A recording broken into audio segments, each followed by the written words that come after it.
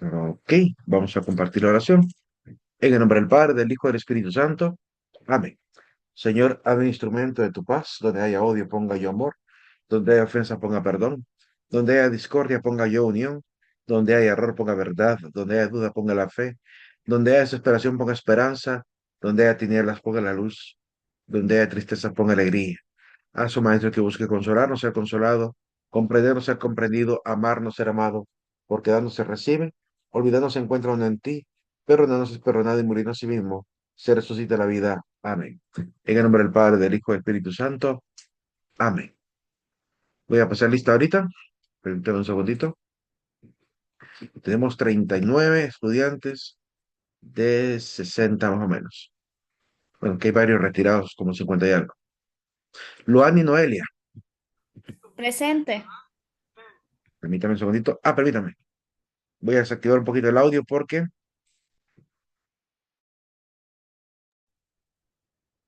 ahora sí. ¿Me escuchan? Ahora ¿Sí? sí. Ok, bien, perfecto. Es que tenía aquí un audífono conectado. Loani sí está, ¿verdad? Valerie, Sí. Presente, Lick. David, André, Presente, Lick. David Arias, Presente, David, Lick. Elías Rubén, Elías Rubén, Presente, presente. José Ramón Aguilar, José Ramón Aguilar, ¿no está? Víctor Jaciel, Presente, Lick, Denis, presente. ok, Presente, Denis Víctor. Lenin, Denis Lenin, ¿no está? Carlos Fabricio, Presente. Keren Marisol, Presente. Osmar Alexandro, Presente. Keren Jimena, Presente. Melvin Alejandro, Presente.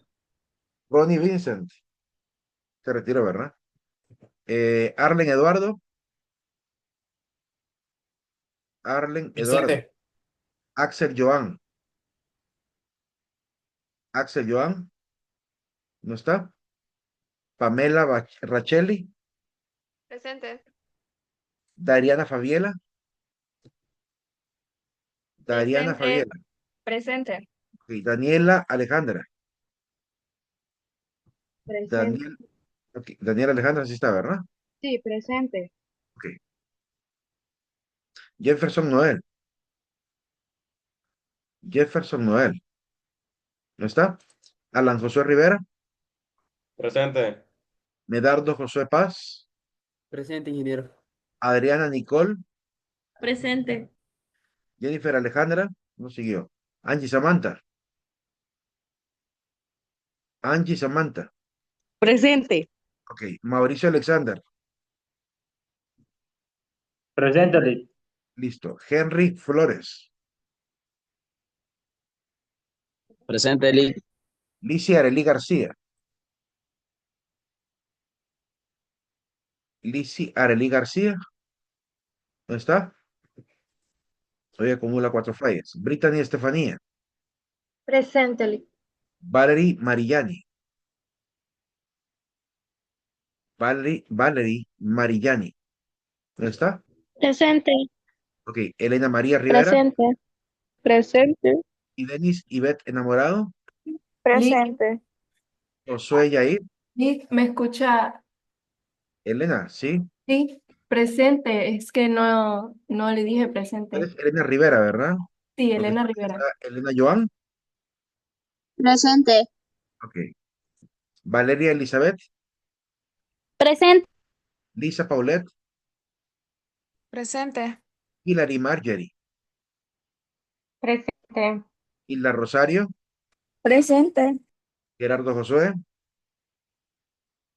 Gerardo Josué, ¿no está? Marlene Alejandra, Lick, una pregunta. Es, dime. es que siempre me confundo porque menciona a dos, no sé si Gerardo Josué y que se parecen casi lo mismo, entonces me confundo cuál Tú de los eres dos es. Gerardo Josué Mejía, Sí, estás en el puesto número 40. ok. Pero ¿cuál fue el que mencionó ahorita entonces? Ahorita, a ti te mencioné. Ok, presente entonces.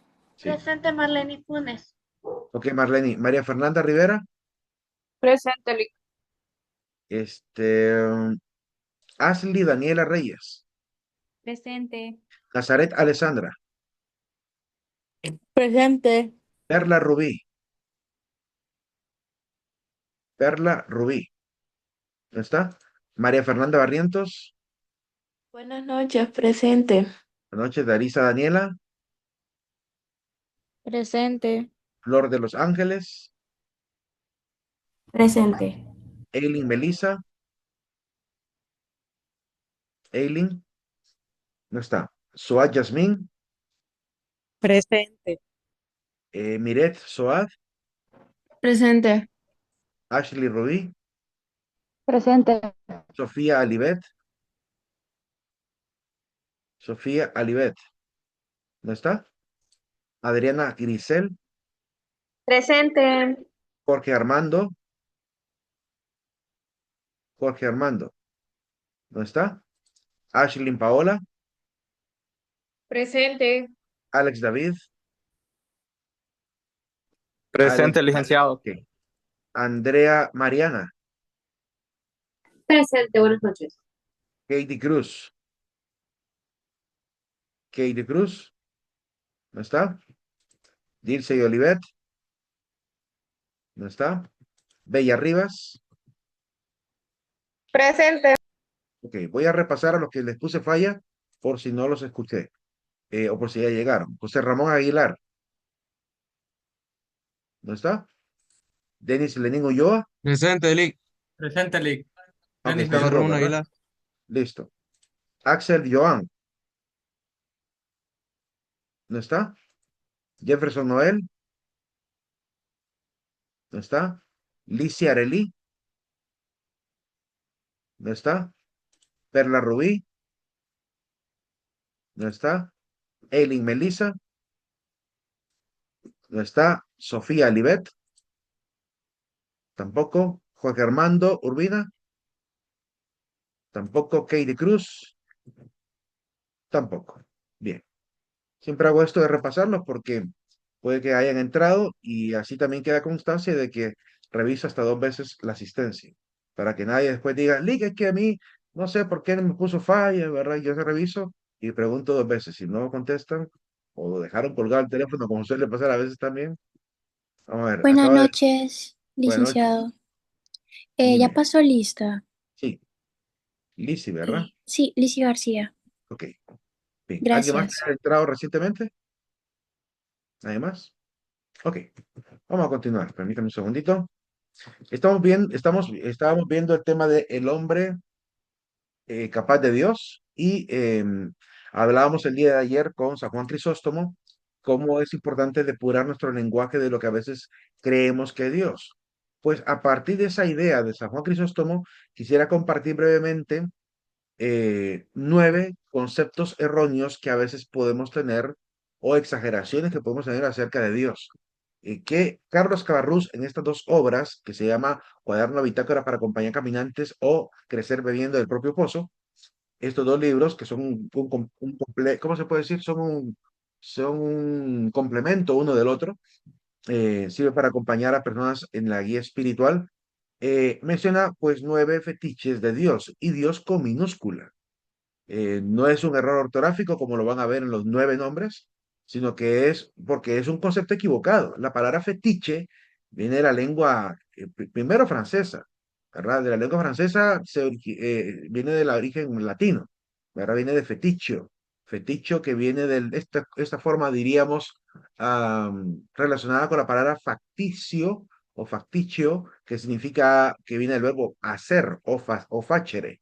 Entonces, para los romanos que utilizaron este término, la palabra faticho se refería a aquellos implementos para la hechicería, la brujería y cosas por el estilo, que claramente les parecían artículos artificiales o falsos.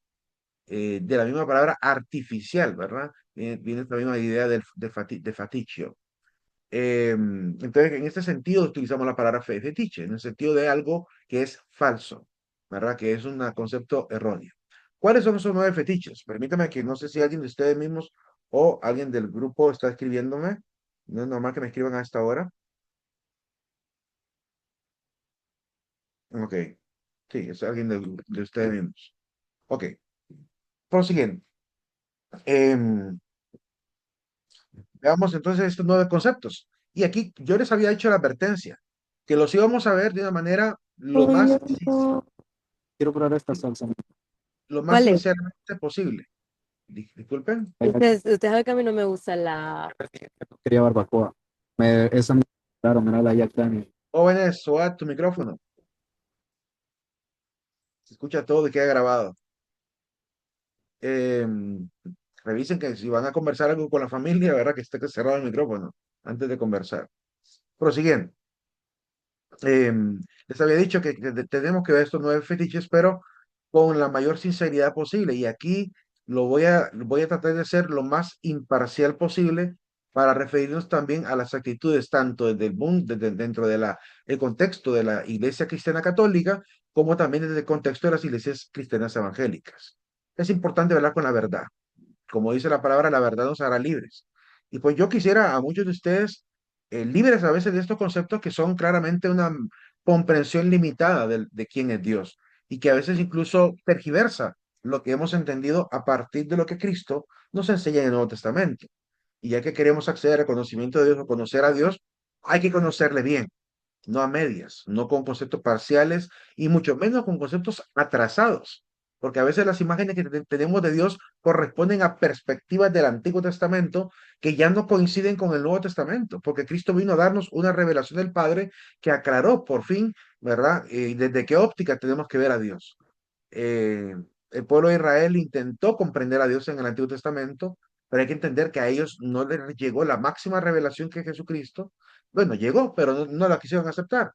Y por tanto están en esa visión un poco todavía veterotestamentaria. El problema de esta visión es que entendemos que Israel se haya quedado ahí, pero lo que no entendemos es por qué los cristianos deban quedarse ahí. Que esa es la circunstancia, que hay incluso cristianos que siguen todavía con una visión bastante veterotestamentaria acerca de Dios. Veamos estas 9 visiones a la luz de lo que Rafael Cabarrús nos regala y cómo lo ejemplifica también, y algunas opiniones también que estaré dando al respecto. Primer fetiche o concepto erróneo acerca de Dios. La idea de un Dios que es perfeccionista. Dice Cabarrús, es un Dios que quiere y provoca el perfeccionismo y por tanto se vuelve implacable contra quienes no llegan a la perfección. Este es el Dios de los fariseos, el Dios que se enojaba si no te lavaba la mano hasta el codo, el Dios que te se enojaba si no te ponía, si curaba gente durante el sábado. Ese Dios tan perfeccionista que no quiere que hagamos nada en día sábado, ¿verdad? Que estemos sin trabajar, porque claramente decretó un descanso y por tanto hay que cumplir el descanso, incluso si eso implicaría abandonar al hermano en su desgracia, que es lo que Cristo vino a contradecir. La idea de un Dios así fue totalmente, ¿cómo se llama? Explicada por Jesucristo con todo lo contrario. Cuando se le regañan a Jesucristo porque está curando a alguien en día sábado, Jesús les dice algo bien claro. Dice que no es el hombre servidor del sábado, sino el sábado sirve al hombre. El hombre no es servidor de la ley, sino la ley sirve al hombre. Porque cometemos ese error de ser demasiado legalistas, ¿verdad? Rubricistas, leguleyos en las iglesias, y nos olvidamos de la compasión que Dios nos está pidiendo con el hermano. Entonces, esta idea del Dios perfeccionista es muy equivocada conforme a lo que Cristo nos enseña. Número 2. Dice Cabarrús, el Dios sádico, con minúscula, porque es un concepto erróneo. Es un Dios que nos aplasta, un Dios que nos exige cosas que cuesten, cosas que sangren, cosas que duelan, que nos hacen sentir, crecer y decir por principio, mientras más difícil sea, más signo es de Dios. Yo escuché a alguien así en un mercado aquí en Santa Rosa de Copán, mercado central, iba caminando yo haciendo unas compras cuando de repente escuché a 2 hermanitos donde un hermanito le decía a la hermana, y por el tipo de lenguaje que utilizaban, claramente son de iglesia evangélica, decía, hermanita, en la iglesia hay que dar hasta que duela, en la iglesia hay que dar hasta que duela. ¿De dónde aprendieron eso? ¿De dónde aprendieron que Dios nos quiere sufriendo? La iglesia católica en su doctrina social nos dice muy claramente que un hermano que está en situación, digamos, difícil a nivel económico, no puede pretender andar colaborando en las actividades de la iglesia, soltando dinero, por ejemplo, a la iglesia, cuando tienen sus hijos en una situación precaria, sin ropa, sin alimentación, sin estudio. No es lógico exigirle a alguien que diezme o dé ofrenda o dé limosna a la iglesia cuando está en una circunstancia donde tiene que primero cumplir su deber como padre de familia, darle lo necesario a sus hijos. Pero hay gente que por ser cristiano o creyente va a la iglesia, suelta todo el dinero que tiene a la iglesia y se olvida de su deber como padre de familia. Y también como hijos, que también los hijos deben honrar a sus padres cuidándoles. Y entonces, ¿cómo es posible que seamos candil de la calle, oscuridad de la casa, como decimos popularmente? Tenemos que ser coherentes con la fe y coherentes también con la realidad que vivimos. La iglesia no puede exigirle a nadie que ofrende de manera obligatoria solo por cumplir con un decreto veterotestamentario, que ni siquiera tiene que ver con el pueblo cristiano, porque el diezmar ni siquiera tiene que ver con el tiempo de la gracia. El tiempo de la gracia es con Jesucristo, y con Jesucristo, ¿cómo se debe dar? ¿Cómo dice San Pablo que hay que dar? Vamos a revisarlo. Vamos a revisar el tema de cómo es que hay que dar en la iglesia cristiana, según San Pablo. Primera de Timoteo, capítulo 6, versículos del 17 al 18. Búsquenlo, por favor. Primera de Timoteo, capítulo 6, versículo del 17 al 18. Escuchemos atentamente. Miren cómo dice Pablo que hay que dar en la iglesia o entre los hermanos, mejor dicho, porque lo que nos está pidiendo es caridad.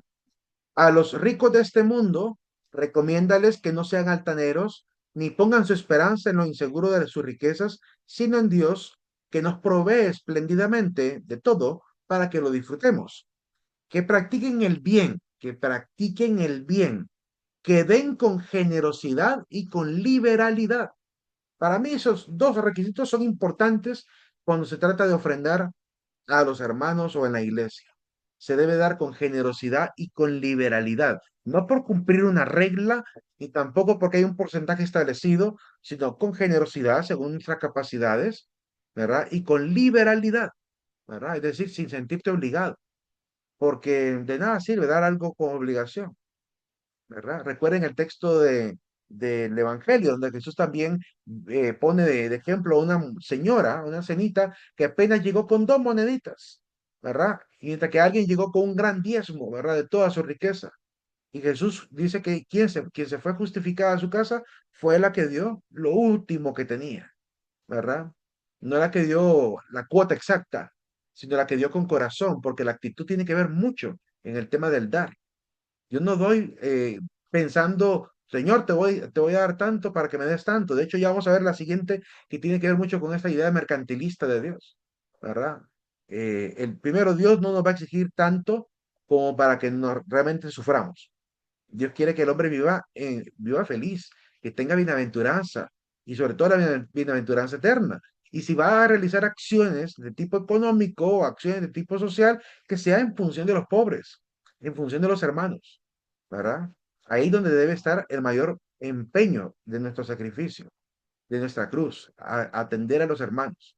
Pero solo por llenar las arcas de una iglesia, cuidado, que podemos caer en un grave error y olvidarnos de la caridad, que es lo más importante. ¿Cómo cumplimos el mandamiento de Cristo si no ayudamos a los necesitados?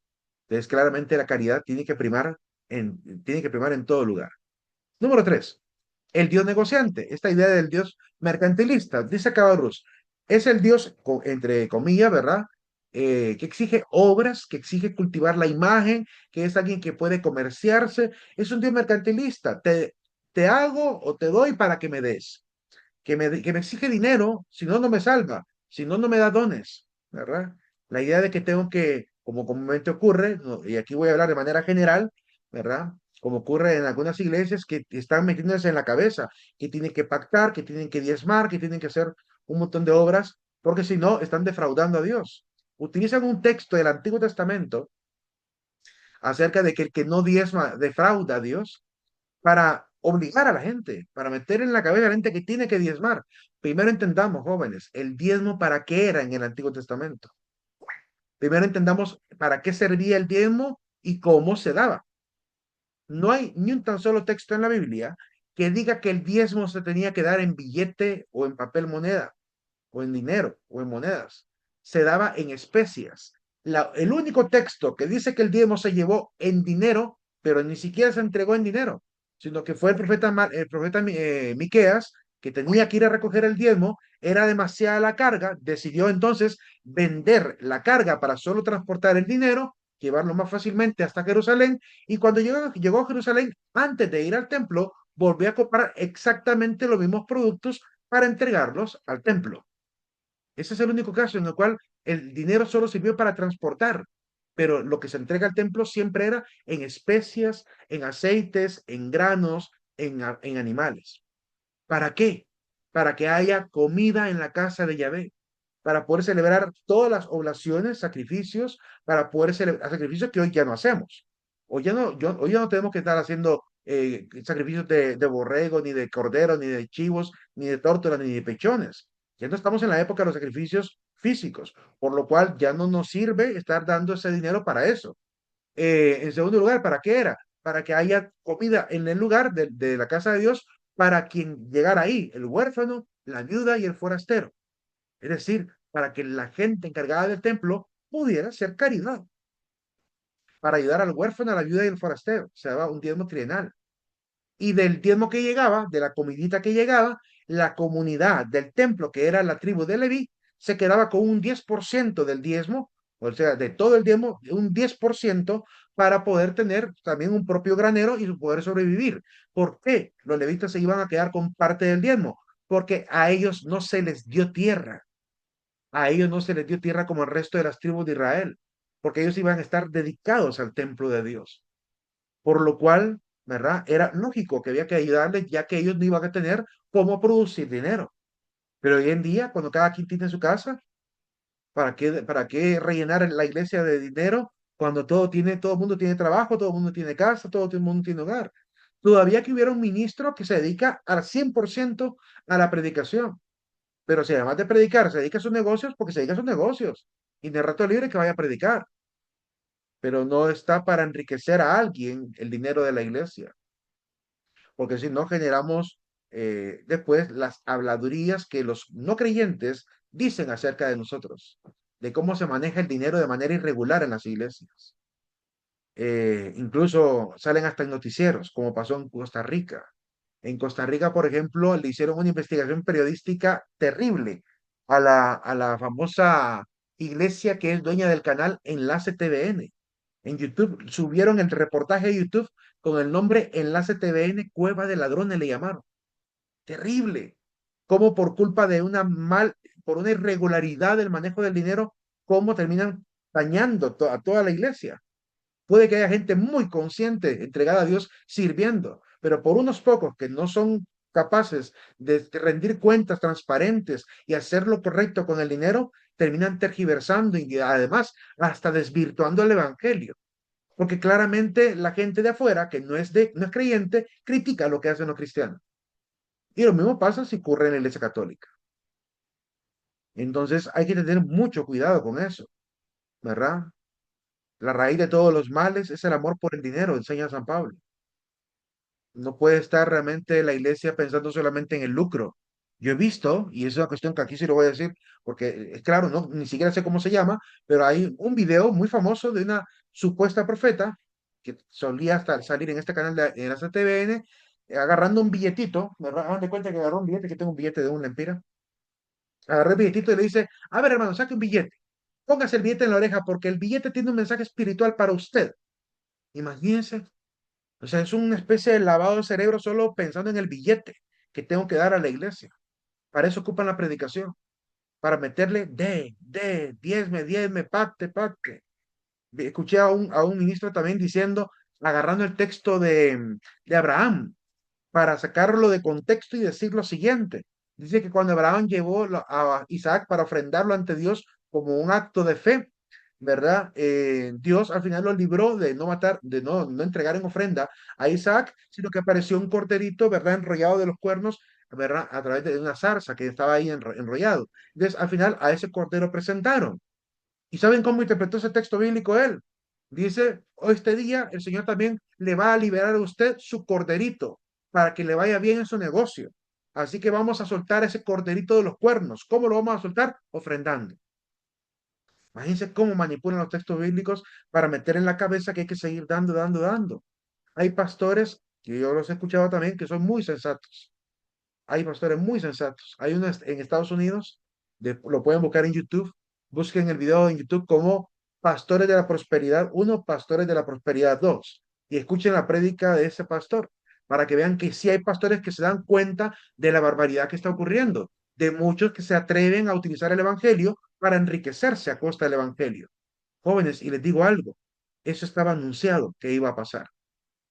Estaba anunciado que iba a pasar esto de que llegaran falsos maestros, falsos profetas, que iban a tergiversar el evangelio con el afán del dinero. Dime, Henry, mientras busco el texto bíblico para leérselos. Buenas, buenas noches, Lee. Yo tengo, bueno, algo que decir, ¿verdad? Va, en mi caso, yo soy de la religión evangélica, ¿verdad? No prosigo a la Iglesia Católica, pero yo respeto mucho lo que es la Iglesia Católica y su forma de dar su doctrina, y es muy buena, la verdad. Lo que yo digo es que en mi caso, mis padres son pastores, pero es por llamado. Mis papás son pastores y es un llamado que Dios les hizo a ellos. No fueron elegidos porque ellos quisieron ser pastores, no, sino que porque Dios los puso. Ajá. Pero hablemos del dinero en el área monetaria. Si hay una persona que ama la obra, no va a llevarse el dinero para su hogar. Digamos, en el caso nosotros, más bien nosotros de nuestro hogar sacamos para la iglesia. Entonces, se podría decir que todavía existen pastores que tienen el amor por la obra, ¿verdad? Y eso está bien, por eso digo, no pretendo generalizar ni señalar a una iglesia en particular, pero que hay casos irregulares, los hay. Y por esos casos irregulares hay que cuidar bien y hay que estar atentos a eso. Cuando hay un ministro de una iglesia católica o evangélica que presenta incluso los informes económicos. Por ejemplo, los sacerdotes, les cuento, están obligados a presentar informe económico ante el señor obispo para decirle al obispo cuánto entró a la parroquia y en qué lo gastaron. ¿Sí? Tienen que presentar ese informe económico. Y cuando hace falta algo que de repente no alcanza el dinero de la parroquia para poder conseguirlo, el obispo, claramente el sacerdote puede acudir al obispo para ver con qué otras parroquias se pueden colaborar para poder realmente hacer la compra de algo innecesario. Supongamos que de repente, no sé, se les arruinó el reloj del campanario de la iglesia, hay que repararlo y es antiguo. Se ocupa recoger dinero, pues si no se logra recoger en la parroquia particular, se pide incluso a nivel internacional a otras iglesias más pudientes y quieran colaborar con la restauración. Y todo se maneja con un nivel de transparencia muy grande.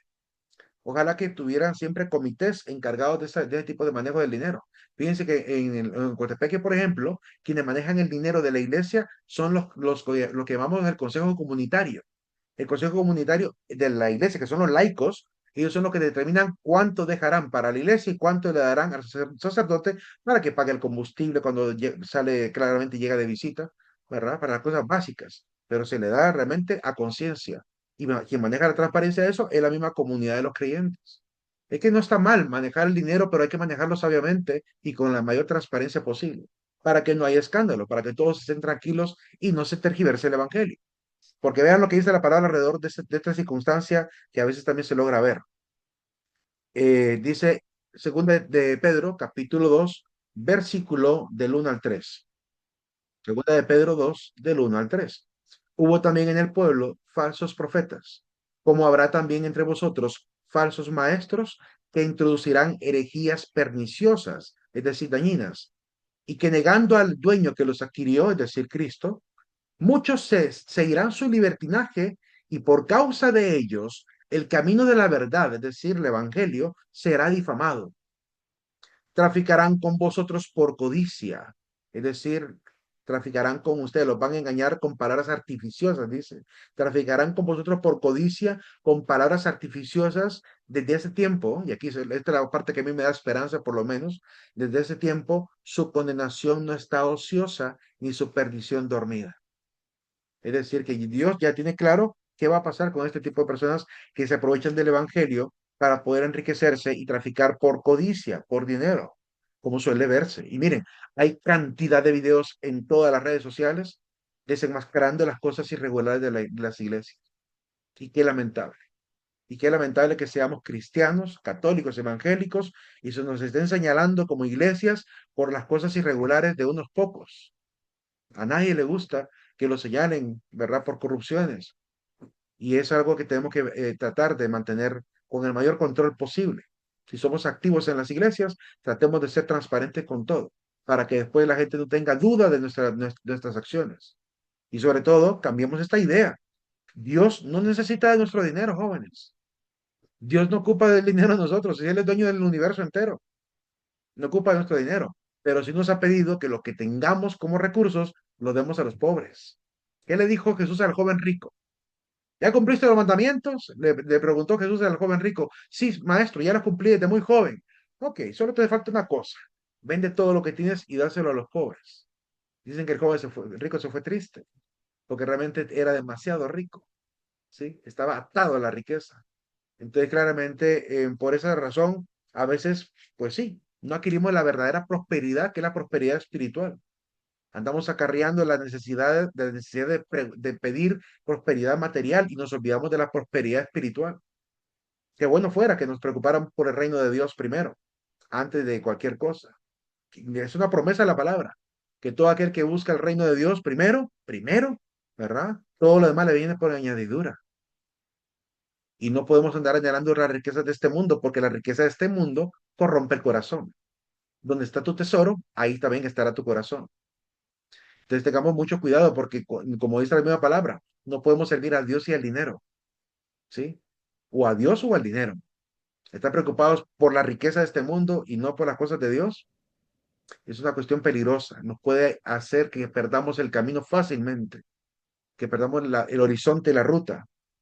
Por eso es importante aprender a depurar de nosotros esta imagen del Dios mercantilista. Número 4. El Dios personalista e intimista. Yo le agregué algo aquí. Yo le puse, este es el Dios de Arjona. ¿Por qué? Porque dice Cabarrús, es el Dios de mi propiedad, a quien manejo. Lo hago a mi imagen y semejanza, es como yo, es para mí, es un Dios exclusivo, es mi papito y solo mío.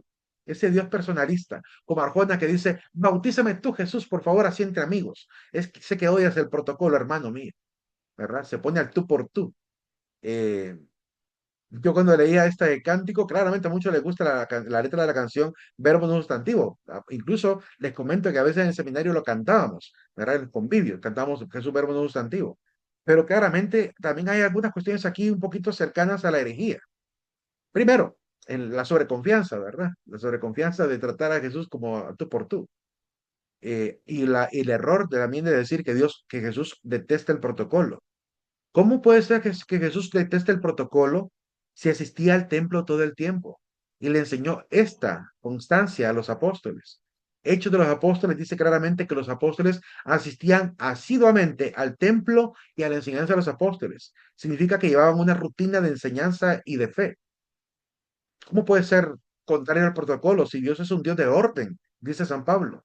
Dios es un Dios de orden, no es un Dios de confusión. ¿Sí? Es un Dios de paz. Por tanto, la idea de un Jesucristo light, ¿verdad? Que no planifica, ¿verdad? Pareciera como que no entendemos realmente que Cristo es el Logos, el que ordena todas las cosas. Por tanto, Él claramente, más que todos nosotros, cumplió a cabalidad el máximo de los protocolos, que es cumplir con la ley de Dios, cumplir con la ley del amor, ¿verdad? Y nos pide que sigamos ese protocolo, sigamos ese camino, que sigamos esa manera de ser. ¿Verdad? Y por tanto cumplir el mandamiento de amar, amar a todos como Él nos ha amado. Es un Dios que pone incluso mandamientos. En la cena, en la última cena, puso un nuevo mandamiento. Nos exige protocolos. Lo que pasa es que a veces creemos que es este Dios que es light, ¿verdad? Que no me está exigiendo tanto. ¿Sí? Es un Dios así de vez en cuando, ¿verdad? No necesito ir a la iglesia. No necesito que ningún sacerdote o pastor me bautice. No, ¿verdad? Bautízame tú, Señor, ¿verdad? Así directamente con Él. Cuidado. No podemos olvidar que somos iglesia y que dentro de la iglesia hay ministerios y que los ministerios están para el servicio de la comunidad. Y ese ha sido el deseo de Jesucristo y sus apóstoles. Y la iglesia no puede cambiar eso. Si Jesús llamó a Pablo, si Jesús llamó a los apóstoles para predicar el evangelio y bautizar a todo el mundo, significa que Jesús quiere que haya un protocolo, ¿verdad? Que quienes sean bautizados por los anteriores. No es no queden pidiendo el bautismo directamente con él. Jesús le otorgó a los apóstoles potestades importantísimas: curar enfermos, expulsar demonios, bautizar a la gente, y uno que casi no se menciona en las iglesias evangélicas, y lo voy a decir, el perdonar los pecados. Jesús le da a los apóstoles la potestad para perdonar los pecados. Y solo las iglesias católicas y las demás iglesias hermanas históricas, como los luteranos, como ¿cómo se llama? Los anglicanos, creen en la confesión. Todas las demás iglesias posteriores al año 1800 quitaron la confesión de los pecados. Ya no hay ministro de la confesión. Ahora lo quitaron por completo. Pero si usted va a una iglesia luterana, usted se puede confesar con un sacerdote luterano. Si va a una iglesia anglicana, usted puede confesarse con un sacerdote anglicano. Y son protestantes también. Pero tienen el sacramento de la confesión. No lo han quitado. ¿Por qué? Porque está en la palabra que Cristo dejó ese ministerio a los apóstoles. Y la iglesia no puede quitar ese ministerio, ¿verdad? ¿Qué dicen hoy en día algunos que quieren este cristianismo light? No, yo me confieso directamente con Dios, ¿verdad? Lo mismo que Arjona: bautízame tú, Jesús, confiésame tú, Jesús. Y se olvidan de que hay ministros en la iglesia para ejecutar ese tipo de ministerios que Cristo delegó a los apóstoles. Y los apóstoles delegan también a través de la imposición de manos y claramente el otorgar el Espíritu Santo a los demás, esta capacidad también de seguir haciendo este ministerio, tanto del bautismo, de la curación, de la expulsión de enfermos y también del perdón de los pecados. Cuando veamos los sacramentos de la ley, de la iglesia en el segundo parcial, ahí hablaremos un poquito más de esto. Y veremos los textos donde claramente, ¿verdad?, se evidencia que no podemos quitar la confesión de las iglesias. Lo que llamamos el sacramento de la reconciliación o el de la confesión de los pecados con el ministro, no solamente directamente con Dios, con el ministro. Porque nadie se exorciza a sí mismo, nadie se bautiza a sí mismo, nadie tampoco se cura a sí mismo, ¿verdad? Siempre es con la intervención de los ministros en la iglesia. ¿Qué dice Santiago cuando habla de que alguien está enfermo? ¿Está alguien enfermo? Que llame a los presbíteros de la iglesia para que vengan y le unjan con el óleo. Y la oración de la fe hará que el enfermo se levante, dice. En Santiago capítulo 5 lo pueden leer. Ahí habla.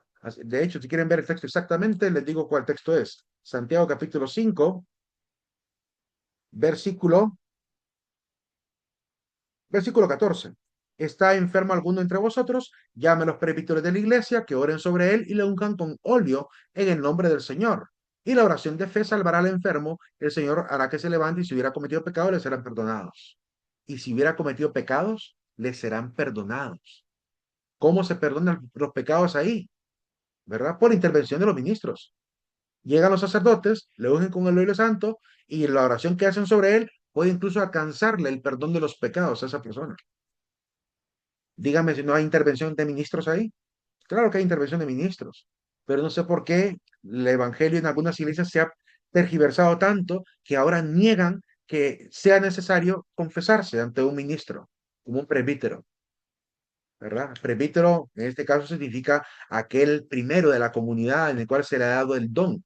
Es el más antiguo de la comunidad. Comúnmente era una palabra griega que significa anciano, ¿verdad? Y se refiere a la persona más antigua puesta por los apóstoles. Pues todo aquel que ha sido puesto al frente de la comunidad hereda este título de ser presbítero, ¿verdad? Porque lo ponen al frente de una parroquia o una iglesia para dirigir la comunidad. Por eso todavía le seguimos llamando a los sacerdotes, a los que tienen este don sagrado del sacerdocio, le llamamos presbíteros también. Y manejan todos una unidad como colegio de presbíteros, que Pablo también habla de un colegio de presbíteros.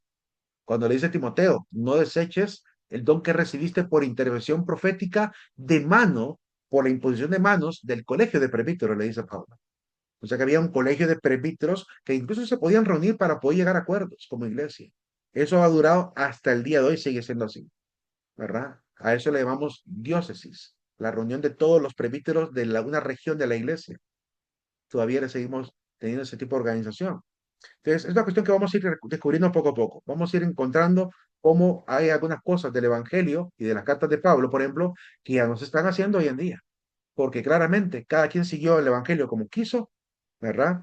Tergiversaron muchas de las cosas del Evangelio, incluso han ignorado otras que no convienen, porque claramente prefieren mejor tener la enemistad con la Iglesia Católica que reconocer lo que dice la palabra. Entonces prefieren no practicarlo porque como lo hacen los católicos, no lo hagamos, aunque esté en la palabra, aunque esté en la palabra. Y eso es algo bien terrible, ¿verdad? A mí me asusta cuando alguien interpreta la palabra de esa manera. De decir, no, bueno, hagamos esto porque ya lo hacen también los católicos y no, nos vamos a ver igual que los católicos. Si esa fuera la condición, los luteranos, ¿verdad? Ya habrían dejado de existir o habrían desaparecido. Sin embargo, han permanecido hasta el día de hoy porque mantienen una estructura parecida a la Iglesia Católica. Tienen obispos, tienen sacerdotes y tienen diáconos. Y tienen los sacramentos de la Iglesia también, igual que la Iglesia Católica. Celebran la misa todavía. Los luteranos, los primeros protestantes. Pregúntense por qué. Pregúntense por qué los luteranos siguen celebrando. Busquen en YouTube imágenes de las iglesias luteranas y le va a dar la impresión que no parecen tan distintas de las iglesias católicas. La única diferencia que van a encontrar entre la iglesia luterana y la católica es que ellos celebran la misa de espaldas. Algunas iglesias, otras de frente, pero la mayoría de espaldas, como era el rito antiguo de la iglesia católica. ¿Sí? Siguen todavía con esa versión de la misa, donde el sacerdote celebra viéndose al altar, ¿verdad? De espaldas al pueblo. La iglesia católica cambió eso para que la mesa fuera la comunidad que celebrara alrededor del altar, para que nos sintiéramos parte de esa cena del Señor. Pero bueno, esas son cosas que vamos a ir platicando más adelante cuando miremos los sacramentos. Quinto, el Dios manipulable, el Dios abarcable, le llama también Cabarrús el Dios de las pegatinas. Este Dios portátil, pequeño, al que se le puede manipular con ciertos ritos, entre comillas, oraciones, incluso conocimientos esotéricos, a quien se le conocen los libros, o como ya me lo leí, ya me lo sé, pero como solo en el saber se queda, ¿verdad? En el supuesto de entender lógico quién es Dios. Sí, ya sé quién es Dios. Ya entendí la Biblia. Listo. Pero no la practico. No la vivo. Entiendo que es importante estar en comunidad, pero no me reúno. Yo no llego a la misa, ¿verdad? Entonces, tener el conocimiento solamente para que quede ahí en lo vacío, ¿verdad? Ese es el Dios manipulable. El Dios que, Señor, tú sabes que yo ya comprendo bien cómo es el teje y maneje de la misa. Por eso no voy, ¿verdad? Porque ya lo entiendo. ¿Sí? Mejor me quedo cómodamente en la casa, tú sabes que yo creo en esto, ¿verdad? Yo creo en la misa, no me hace falta estar yendo todos los días porque me lo creo bien, yo no necesito convencerme de nada más, Señor, ya estoy convencido. Ese Dios bien, ese Dios que acomodamos a nuestra pereza espiritual, ¿verdad? De no querer ir a la iglesia. Es común, ¿verdad? Mucha gente es así. No va a la iglesia porque dice, no, ya estuve yo, ¿verdad? En los grupos de liturgia, yo ya me lo manejo.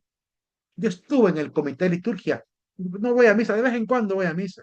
¿Sí? Porque ya manejo todo eso. Se enorgullecen y se jactan de saber todo, ¿verdad? Y por tanto creen que ya no les hace falta reunirse en comunidad. ¿Sí? Este Dios así, ¿verdad? Que solamente por Facebook. El Dios de Facebook. Por eso puse aquí ese ejemplo. ¿Qué onda, Dios? Aquí, Pablito, Facebookeando contigo, ¿verdad? Mandando mensajitos y mensajitos a Dios por medio de Facebook o publicando por medio del estado de WhatsApp. Pero en la vida cotidiana no vivo en comunidad, no asisto a la liturgia, no crezco en los sacramentos, no leo la palabra. Peligroso, peligroso estar en ese cristianismo tan así, impermeable de la vida de comunidad, donde no entra la vida de comunidad. Solo me quedo yo y Diosito, ¿verdad? El Dios chiquitito que me he forjado. Número 6, el Dios juez implacable. Es el Dios mezquino, un Dios que está listo para juzgarnos, castigarnos y mandarnos al infierno, sobre todo por el mal uso de nuestro cuerpo y sexualidad. El Dios del promiscuo, te prometo, Dios, que la última vez, porfa, ¿verdad? No me condenes, no vuelvo a caer en esto, no vuelvo a ver pornografía y estoy constantemente luchando contra eso, porque sé que está mal, pero por el placer caigo nuevamente y vuelvo a caer y vuelvo a caer y vuelvo a caer y sigo teniendo temor, Señor, no me condenes, ¿verdad? Pero no hay conversión, no hay cambio. Simplemente estoy pidiendo a Dios que me comprenda y en su juicio magnificente no me vaya a condenar. Y estoy ahí rogando y rogando y rogando que no me condene, pero nunca hago el cambio. Nunca dejo de pecar. Es la versión del Dios de Miguel Ángel, dice Cabarrús, ¿verdad? De este Dios representado como que fuera un ser imponente. La imagen que tenemos de Dios por el Nuevo Testamento es la de un Dios misericordioso, que aun cuando aquel hijo pródigo renunció a la casa paterna y se llevó la herencia, la malgastó en mujerzuelas y en bebidas, terminó prácticamente empobrecido y aún así con toda esa mala vida, regresa a la casa arrepentido y dice, le diré a mi padre, padre, pequé contra el cielo y contra ti, ya no merezco llamarme hijo tuyo, trátame como uno de tus empleados. Y antes de que diga semejantes palabras bien razonadas, ¿verdad? El Padre misericordioso sale al encuentro a recibirle, lo abraza, lo recibe, hace fiesta. Así de misericordioso es el Padre, dice Jesucristo. Así de misericordioso. Eso no implica que al Padre le haya gustado todo lo que hizo, ¿no? Simplemente reconoce que estuvo al borde de acabar con su existencia. Pero por su madurez, el joven logró entender, tocó fondo y entendió, ¿verdad? Esto que se arrepienten a conciencia, Dios los aprecia, son esta oveja perdida, ¿sí? Que a veces toca salir al encuentro de ellas y a veces también por la madurez del golpe que han recibido en su vida, madura y regresan solitas al rebaño, porque ya estuvieron escapando de los lobos de este mundo. Entonces Dios claramente ve con un gran amor a estos que han reconocido, pero claramente hay una acción de parte del pecador, hay una acción de arrepentimiento. Pero hay gente que quiere vivir el justo juicio de Dios, pero nunca se arrepiente, nunca viven en el arrepentimiento, nunca se convierte. Entonces claramente hay que tener cuidado con esta idea, ¿verdad? En la otra idea, el Dios hedonista, es el otro extremo, ¿verdad? Este Dios que, bueno, tú sabes, Señor, que yo caigo a cada rato, ¿verdad? Es el Dios facilitón, el Dios del puro placer, como lo tenían los griegos, ¿verdad? Como el Dios Baco que invitaba a la bebida constante. Esta idea del Dios que tú me creaste así como yo soy, sabes que yo soy débil y a cada rato caigo, Señor, así que no me vayas a condenar porque yo soy como tú me hiciste, ¿verdad? Es más culpa tuya que mía porque yo soy débil porque así me hiciste en la naturaleza, ¿verdad? Y empezamos a echarle incluso a veces la culpa a Dios de nuestros placeres exacerbados, de nuestra falta de control, de nuestra falta de madurez. Eh, Al respecto de ello, voy a decir algo aún más con crudeza, pero con afán de la verdad. Nos decía un sacerdote, el padre Mario Polo, sacerdote colombiano en el Seminario Mayor Nuestra Señora de Suyapa, durante una misa, que a veces él, hablando del sacramento de la confesión, decía, ¿qué sentido tiene venir a confesarse? Primer día, padre, fíjese que pequé y no sé, cometí la masturbación. Segundo día, padre, volví a pecar, volví otra vez a la masturbación. Padre, tercer día, otra vez volví a caer en la masturbación y todo el tiempo están confesando el mismo pecado reiterativamente. ¿De qué sirve estar confesando un pecado que sé que lo voy a seguir haciendo? Eso es un engaño, es agarrar la confesión como una jugarreta, ¿verdad? Como me voy a confesar, lo voy a hacer una vez más. No, Cristo cuando alguien pecaba y le perdonaba el pecado, le decía, levántate, vete y no peques más, le dijo a la adúltera, vete y no peques más. Y esa es la invitación que el sacerdote hace cada vez que nos confesamos, vete y no peques más, las mismas palabras de Jesús. Pero pareciera como que agarramos la confesión como algo deportivo, como ir a la lavandería, que está bien pensar que ahí lavamos el pecado, porque eso es lo que enseña la palabra alrededor del sacramento de la confesión. La oración del justo tiene mucho poder y si alguien convierte a un pecador en su mal camino, salvará su alma de la muerte y cubrirá multitud de pecados, dice Santiago, capítulo 5 también, lo pueden leer hasta el final. Entonces claramente sí puede haber limpieza en la oración de la confesión, pero ojo, no podemos estar reiterativamente, ¿verdad? Confesando algo de lo cual no me quiero arrepentir. No tiene sentido. El Dios de la prosperidad de Facebook, ¿verdad? Ay, prosperada, dice la muchacha, que anda con un señor, ¿verdad? Un sugar daddy, ¿verdad? O que incluso trabaja en prostitución digital y le va muy bien con el negocio de la prostitución digital y todavía cree que eso es bendición de Dios. Bendecida ponen en Facebook, ¿verdad? No pretendo juzgarles, simplemente advertirles que no pueden ser incoherentes, por si hay alguien aquí. Por amor a Cristo y en amor a la verdad, les hago ver si hay alguien aquí que acostumbra a publicar en sus redes sociales que está bendecida, prosperada, pero lo hace obteniendo el dinero facilitón con hombres, con uno y con otro, sepa que está arruinando su vida, está destruyendo su alma poco a poco. Y particularmente a mí me dolería que perdiera la oportunidad de vivir la vida eterna que Dios nos está ofreciendo, solo por dejarse llevar por la opulencia de este mundo. Cuidado con el número 8, número 7. El número 8. Este es el Dios que utilizan, la imagen del Dios, el concepto equivocado de Dios que utilizan los ateos para atacar a la religión. El Dios todopoderoso en minúsculas. Es el Dios que se confunde con el poder. Es el Dios que creen que es el prepotente, que nos arma los mayores embrollos que no podemos ni explicar, ni entender, ni aceptar, ni el mal, ni el dolor frente a este Dios. Es el responsable de las consecuencias del mal del mundo, porque Por él existe la maldad, incluso dicen los ateos. Incluso es culpable de las consecuencias de las libres acciones humanas. Dios es culpable de lo que hizo el violador. Dios es culpable de lo que hizo el ratero. Dios es culpable de lo que hizo el sicario. Culpamos a Dios de lo que hizo su criatura. Es el Dios que no quiso salvar a la víctima porque no quiso. Es el Dios preferido por los ateos. De hecho, aquí les dejo, para ir terminando, y con esto termino, les dejo una imagen donde está la opinión de un ateo famoso que es Richard Dawkins.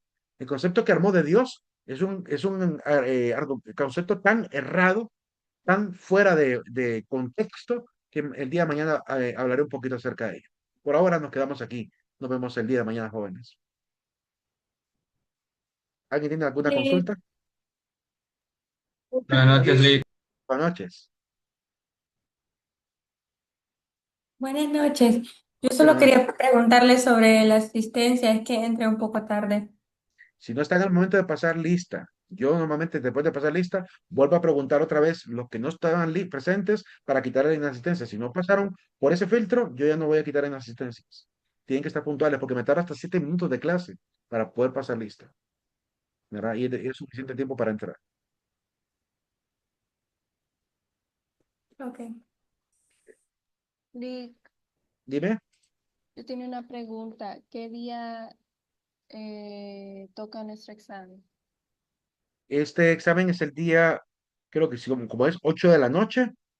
El examen de las 6 de la tarde es el día lunes, creo yo. El de las 7 de la tarde el martes. Creo que el miércoles tocaría en la noche. Creo que miércoles en la noche, si no me equivoco. Ok, Pero hay que esperar el horario que nos van a dar. Pero probablemente sea un miércoles. ok, Lick, Ok, gracias. bueno, Buenas noches. buenas noches.